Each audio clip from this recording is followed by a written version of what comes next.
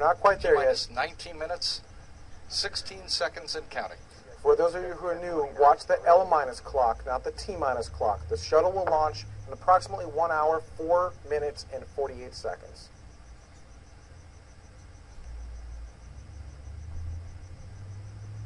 T-minus 19 minutes and counting.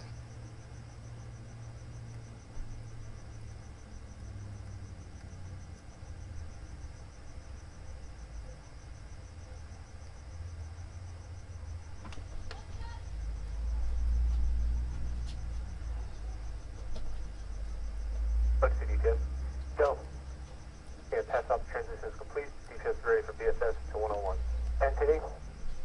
33. I copy. 1033. Pass off transition complete. DPS ready for BSS transition to ops 101. ADR FTC, clear pass fault sum, and take System to the terminal countdown configuration. We're at T-minus 17 minutes, 54 seconds and counting.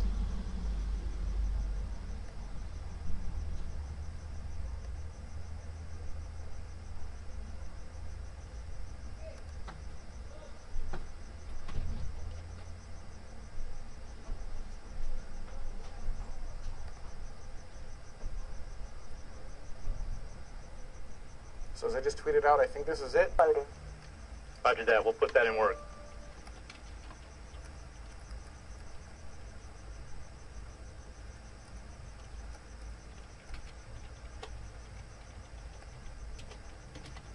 For those of you new to shuttle launches, CDR, the config container. Yes, at this time I'll give you 935. Non-essential personnel are clear.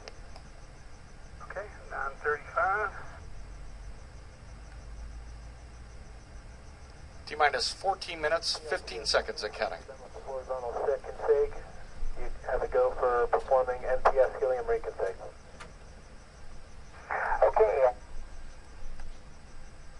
And NPS helium reconfig and work. Copy. Pilot Kevin Ford is Go ahead. performing the main propulsion system helium reconfiguration, which opens up the helium ISO valves that permit in-flight purges of the 3 engines. Close out crew.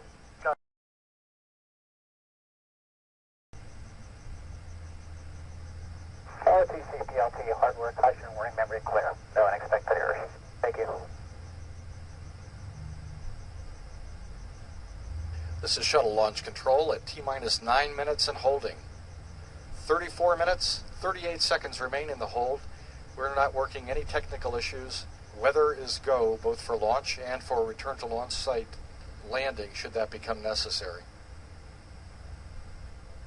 Later during this hold, several polls will be taken to verify that the teams are ready to proceed with launch.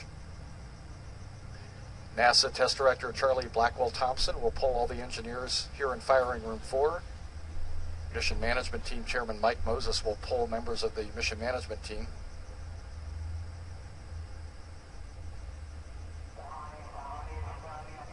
Everyone here in the firing room is on the same communications channel, and they will stay there from now through the remainder of the count.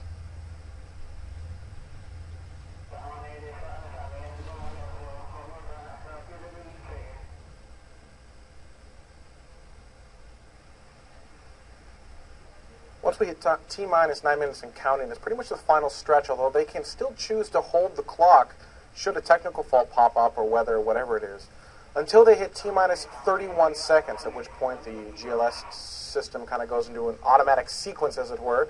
From that moment forward, the only thing they can really do is cancel and move backwards to the T-minus 20-minute mark.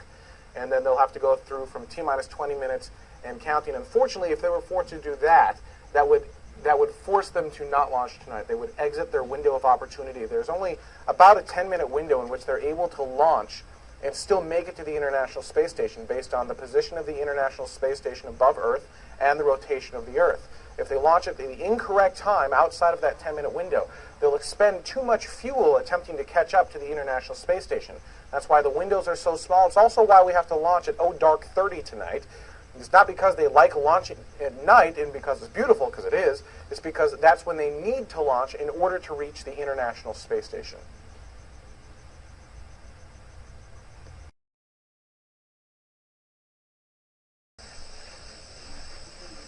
TLT, OTC, clear caution warning memory, verify no unexpected errors. PLT at north. T-minus 2 minutes, 30 seconds and counting. External fuel cell loading is terminated, and the gaseous oxygen vent hood, or beanie cap, is slowly being retracted away from the top of the external tank.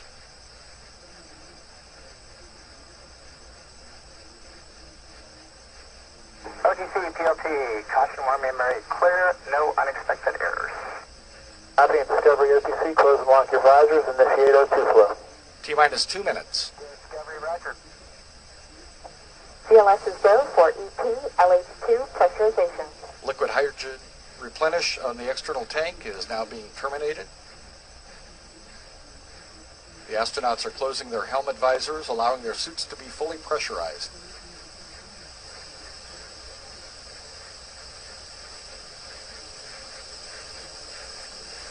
T-minus 1 minute, 30 seconds, and counting. 30 seconds. All systems are go. We're about 90 seconds from the launch of Space Shuttle Discovery.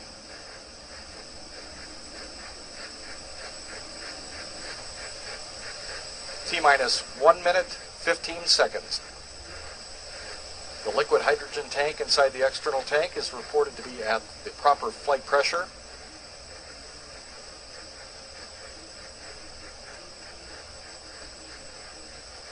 T-minus 1 minute and counting.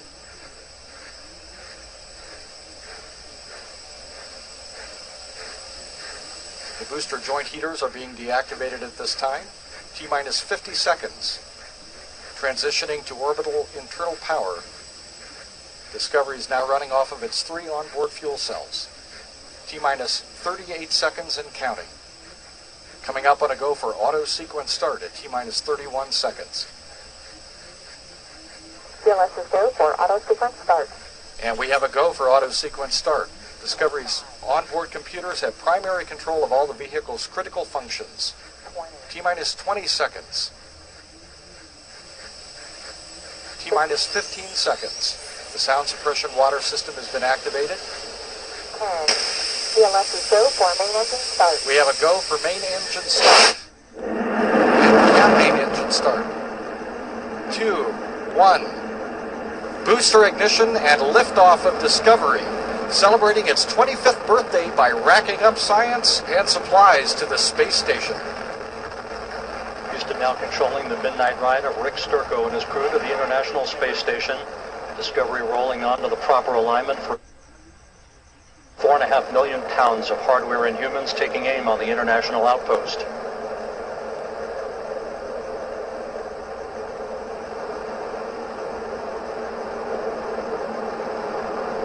Seconds into the flight. The 3 liquid fuel main engines soon will throttle back to 72% of rated performance down in the bucket, reducing the stress on the shuttle as it goes transonic.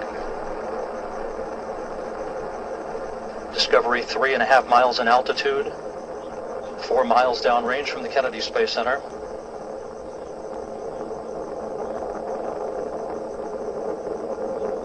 Standing by for the throttle up call now from Capcom Eric Bowe.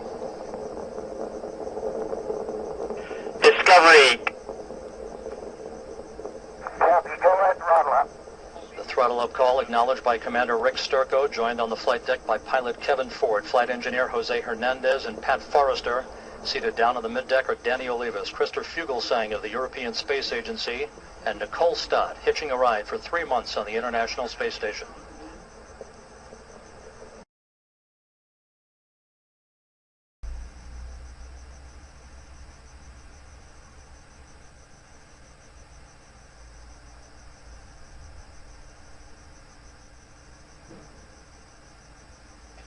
External tank separation confirmed. Discovery now in its preliminary orbit.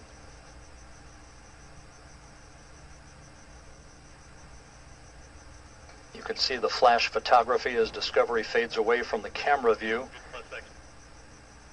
Good maneuver being commanded by Rick Sturckow, maneuvering Discovery so that those cameras embedded in the umbilical well can perform that flash photography of the discarded external fuel tank. An uneventful ride to orbit for the shuttle Discovery, 2 days shy of its 25th anniversary of its maiden flight, beginning a 13-day mission